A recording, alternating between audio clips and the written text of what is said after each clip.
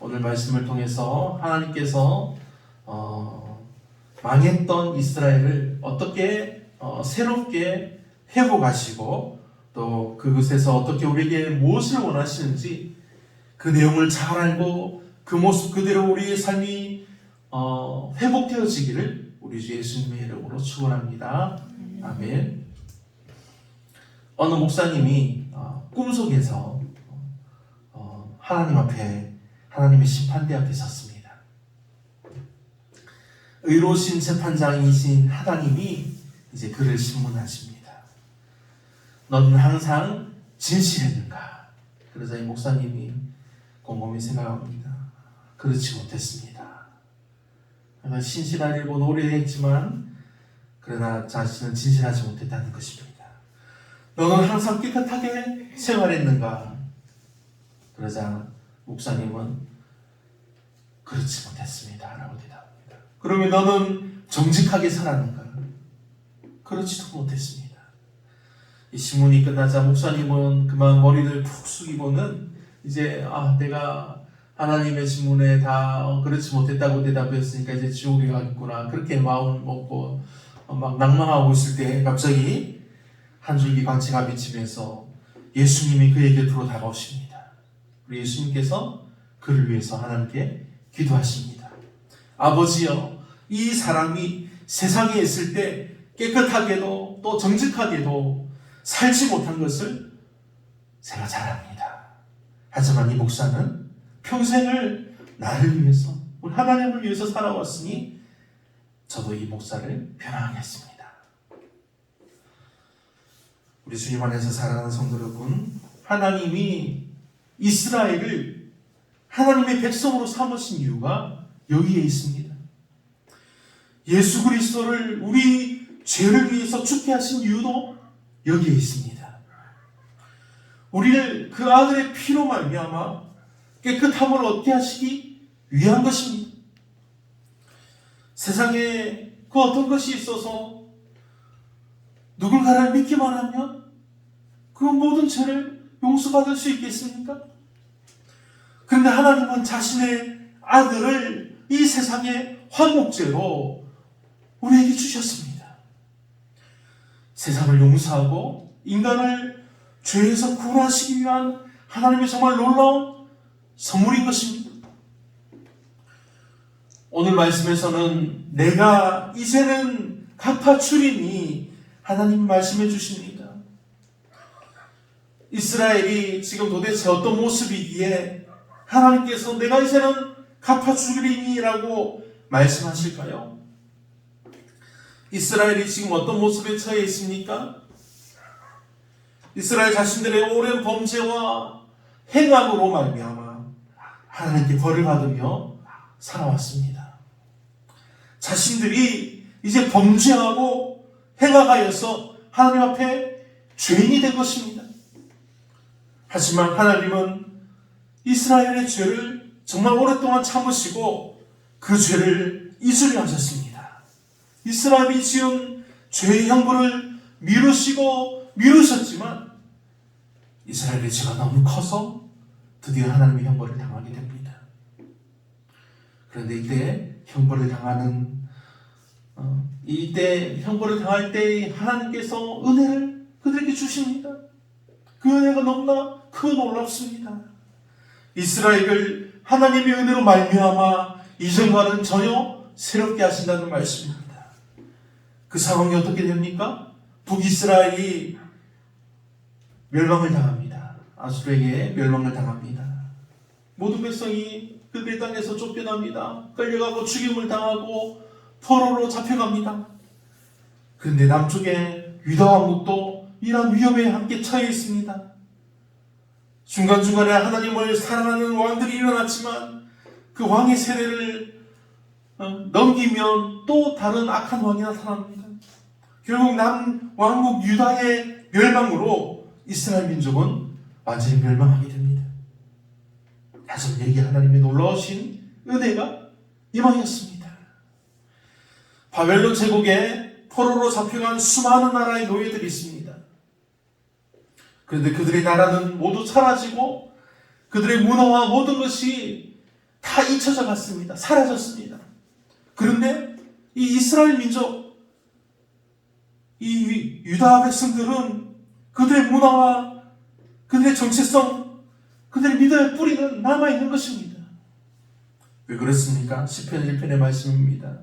그러므로 악인들은 심판을 견디지 못하며 죄인들이 의인들의 모임에 들지 못하리로다. 무릇 의인들의 길은 여호와께서 인정하시나 악인들의 길은 망하리로다.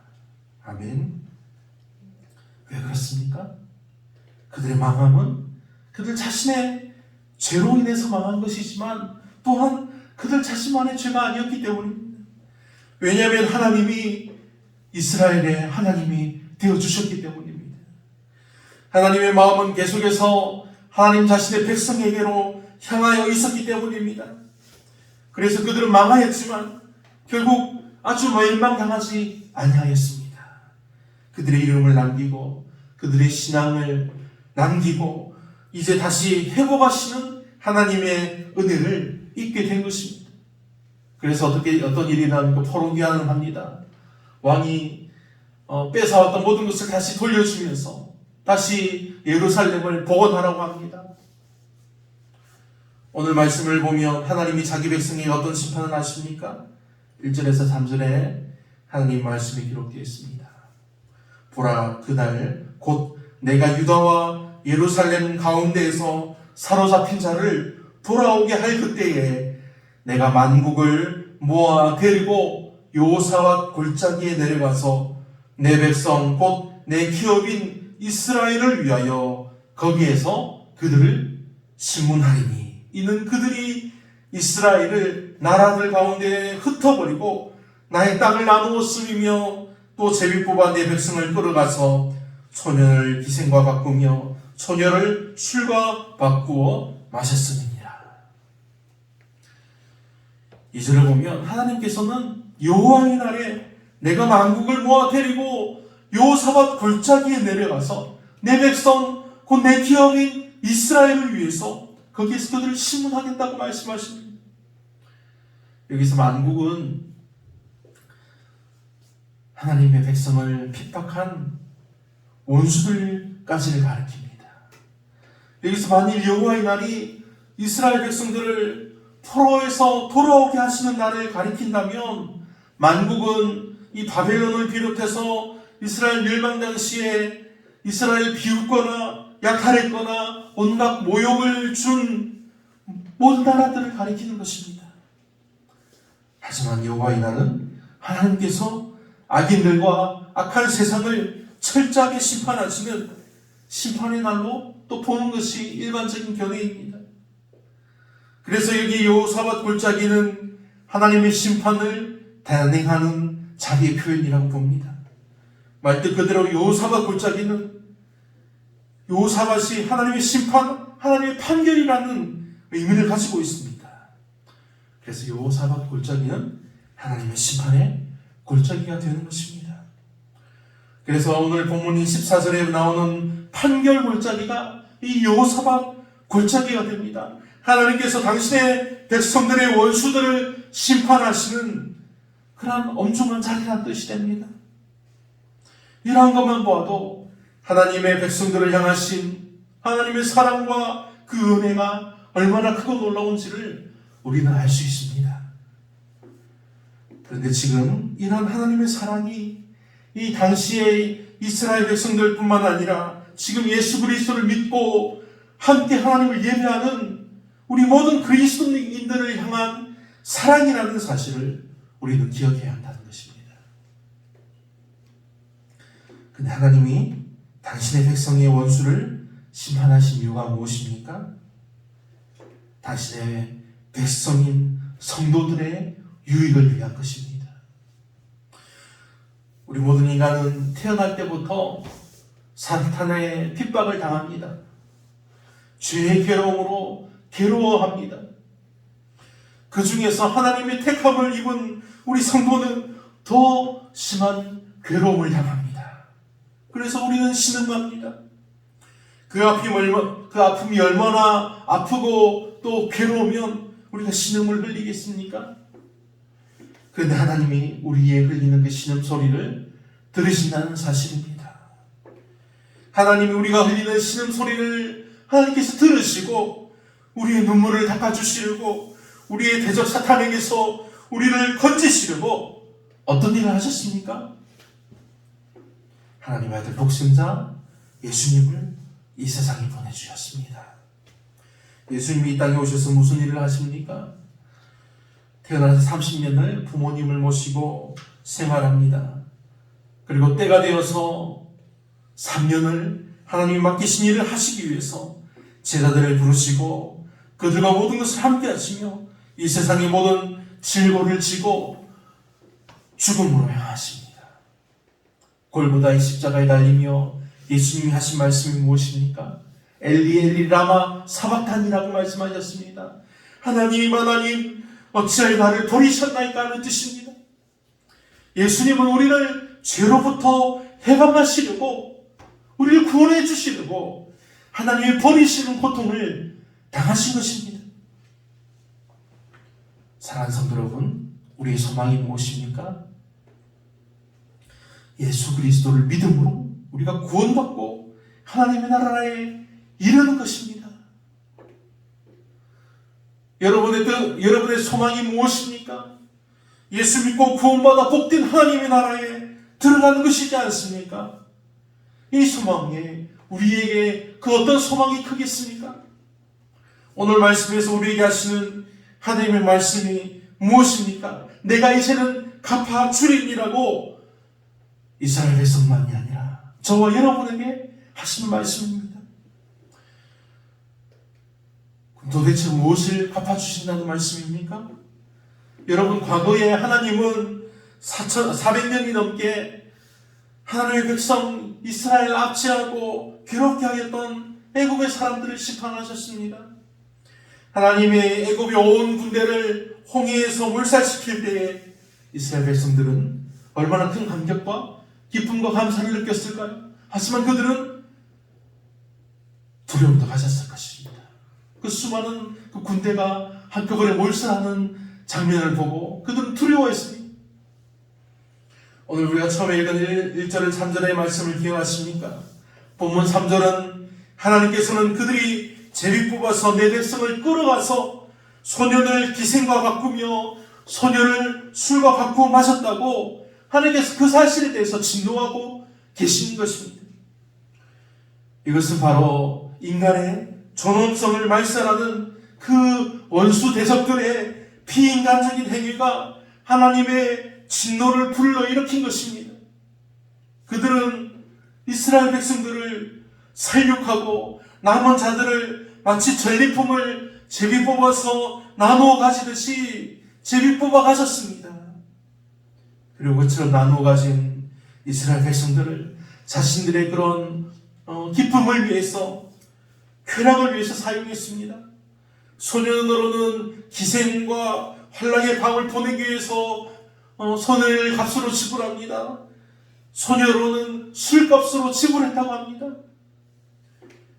모든 인간은 나라와 혈통과 종족과 피부와 색과 우리 출신과 성별에 상관없이 모두가 존중받고 윤리적인 대우를 받을 권리를 가지고 있습니다. 왜 그렇습니까? 인간의 존엄성, 그것이 왜 가능합니까? 우리 모든 인간은 하나님의 형상을 지니고 태어났기 때문입니다. 하나님께서 이 인간을 창조하실 때 하나님의 형상을 따라 우리를 지으셨기 때문입니다. 사랑하는 성도 여러분, 그러면 하나님께서 창조하신 이 세상에서 하나님께서 가장 소중한 존재가 누구입니까? 바로 하나님의 형상을 가진 우리 인간들입니다. 인간의 생명과 삶은 어떠한 경우에도 존중받아야 하고 우리가 서로 존중해 줘야 합니다. 이것이 없이 오로지 자기 자신만 생각하고 다른 사람은 무시하고 멸시하는 사람은, 그 사람은 자신을 지으신 하나님을 멸시하는 사람이 됩니다. 하나님이 지으신 이 세상에서 살아갈 가치도 스스로 버리는 어리석은 사람이 되는 것입니다. 그러면 우리가 어떻게 살아야 합니까? 우리는 당연히 이 세상을 사랑하며 다스리며 살아야 합니다. 세상을 사랑하며 다스린다는 것이 바로 사람들을 사랑하며 그들에게 하나님의 복음을 전해야 한다는 것입니다. 오늘 말씀에서 우리에게 하시는 하나님의 말씀이 바로 이것입니다. 오늘 본문인 14절에서 16절 말씀입니다. 사람이 많으며 심판의 골짜기에 사람이 많으며 심판의 골짜기에 여호와의 날이 가까우니로다. 해와 달이 캄캄하며 별들이 그 빛을 거두도다. 여호와께서 시온에서 부르짖고 예루살렘에서 목소리를 내시리니 하늘과 땅이 진동하리로다. 그러나 여호와께서 그의 백성의 피난처 이스라엘 자손의 산성이 되시리로다. 아멘. 오늘의 이 말씀은 하나님께서 모든 만민들, 모든 이 세상의 모든 사람들을 이 심판의 골짜기에 모으셨다는 사실입니다. 그날이 오면 어떤 일이 일어납니까? 해와 달이 캄캄해집니다. 별들이 그 빛을 거둔다고 말씀합니다. 그리고 여호와께서 시온에서 부르짖고 예루살렘에서 목소리를 내시며 하늘과 땅이 진동하리라고 말씀하십니다. 그러나 여호와께서는 그의 백성의 피난처요 이스라엘 자손의 산성이 되신다고 말씀하십니다. 이 말씀이 무슨 말씀입니까? 전능하신 최고의 지휘자가 그 전쟁에서 승리한 것을 확증하기 위해서 그의 표효하는 소리를 언급하신 것입니다. 여호와께서 예루살렘에서 계시면서 포용하는 그 소리가 이 전쟁에서 승리했다는 것을 알리는 것입니다. 그 소리는 마치 지중해 연안에서 이 내륙을 휩쓰는 태풍 같은 그런 소리로 묘사합니다. 여호와의 목소리는 정말 천둥같이 땅과 하늘을 흔드는 소리가 됩니다. 하지만 놀라운 것은 그 크고 놀라운 소리가 자신의 백성에게는 미치지 않는다는 것입니다. 세상에는 심판이요 멸망의 시대이지만 하나님의 백성에게는 회복이요 축복의 시대인 것입니다. 하나님이 저와 여러분에게 말씀하시는 것이 바로 이것입니다. 21절 말씀입니다. 내가 전에는 그들의 피 흘림 당한 것을 갚아주지 아니하였거니와 이제는 갚아주리니 이는 여호와께서 시온에 가심이니라. 아멘. 여기 표현된 여호와가 시온에 거하심이니라는 하나님의 외침은 현재 고통을 받고 있는 자들에 대한 하나님의 약속입니다. 이제까지는 저지할 수 없던 대적들의 공격 앞에 어쩔 수 없이 무너질 수밖에 없었던 예루살렘이 이제는 여호와께서 그곳에 계심으로 인해서 지금부터 영원토록 세상 어느 곳보다 안전하고 거룩한 장소가 되는 것입니다. 사랑하는 여러분, 사실 예루살렘은 유다 왕국 시절에도 계속해서 하나님의 보호를 받아왔습니다. 그 이유는 오늘 말씀에 나와 있듯이 하나님께서 그곳에 임재하셨기 때문입니다. 하나님께서 예루살렘에 임재하실 때 암몬과 모압 연합군의 공격으로부터도 안전하게 보호되었습니다. 아수르의 대군으로부터도 보호되었습니다. 하지만 유다 왕국의 말기는 어떻습니까? 그때는 유다 왕국의 예루살렘이 극심하게 타락한 때입니다. 너무나 타락함이 극에 대하여서 하나님의 그곳에 도저히 이제 계실 수 없게 되었기 때문입니다. 당시 유다 백성들은 하나님의 성전에서 멸망할 가증한 우상을 섬겼습니다. 하나님의 의와 자비가 선포되는 그 하나님의 성전에서 약한 자들과 없는 자들을 수치스럽게 하고 고통스럽게 하고 억울하게 하는 그런 악한 일들을 계속해서 행해왔습니다. 그래서 하나님이 예루살렘을 버리고 떠나신 것입니다. 하나님이 버리신 예루살렘이 어떻게 되었습니까? 바로 무너져 버립니다. 바로 멸망당합니다. 그래서 바벨론의 포로가 되고 모든 백성들이 뿔뿔이 흩어집니다. 우리가 살아가는 이 교회도 그와 마찬가지가 될 것입니다. 하나님이 거룩하 계신 하나님의 이 교회가 하나님의 거룩함을 유지하지 못하고 무너진다면, 교회가 타락한다면 하나님은 이 교회의 문을 닫으실 것입니다. 교회의 문이 닫히고 만다면 성도들이 안타까워하겠지만 그것만이 아닙니다. 어떤 일이 일어납니까? 벌써 유럽과 미국과 세상 도처의 모든 그런 많은 교회들이 문을 닫았습니다. 교회 건물이 팔려서 술집이 되고 교회 건물이 극장이 되고 사람들이 연회장으로 바뀝니다. 이 일은 벌써 많은 곳에서 벌어진 일들입니다. 악한 자들이 모이는 장소가 되고 만다는 사실입니다. 하지만 여러분, 오늘 말씀을 통해서 하나님 우리에게 말씀하시는 것은 하나님의 날에 하나님이 모든 악한 것들을 멸하시고 믿는 자들에게 의의 승리를 안겨주신다는 말씀입니다. 하지만 여기에는 우리 믿는 자들에게 만만치 않은 세상의 악한 것들의 공격이 있다는 것입니다. 우리가 그것을 잊지 말아야 한다는 것입니다. 우리가 깨어있지 않으면, 우리가 기도하지 않으면, 우리가 복음을 전하지 않으면, 우리가 항상 깨어서 감사하며 기도하지 않는다면 우리를 넘어뜨리고 우리를 죽음에 이르기까지 한다는 사실입니다. 그러면 우리가 어떻게 하나님의 나라에 우리가 어떻게 최후의 승리를 얻을 수 있을까요? 우리 힘으로는 할 수 없습니다. 우리 힘으로는 결코 이길 수가 없습니다. 오직 우리 주님의 이름으로, 주님의 힘으로 이길 수 있게 하신 것입니다. 그러니 사랑하는 성도 여러분, 오늘의 이 말씀을 붙들고 우리 함께 살아가기를 소망합니다. 내가 이제는 갚아주리니 이 말씀을 붙들고 정말 간절히 살기를 원합니다. 내가 이제는 갚아주리니 하나님이 갚아주시고 하나님이 우리를 이기게 하시고 하나님 우리를 승리하게 하신다는 너무나 놀라운 말씀입니다. 이 시간 간절히 바라오니 우리 주님께서 이제는 갚아주신다고 말씀하신 이 놀라운 말씀이 정말 우리에게 굳게 믿어져서 우리를 늘 승리할 수 있기를 우리 주 예수님의 이름으로 축원합니다.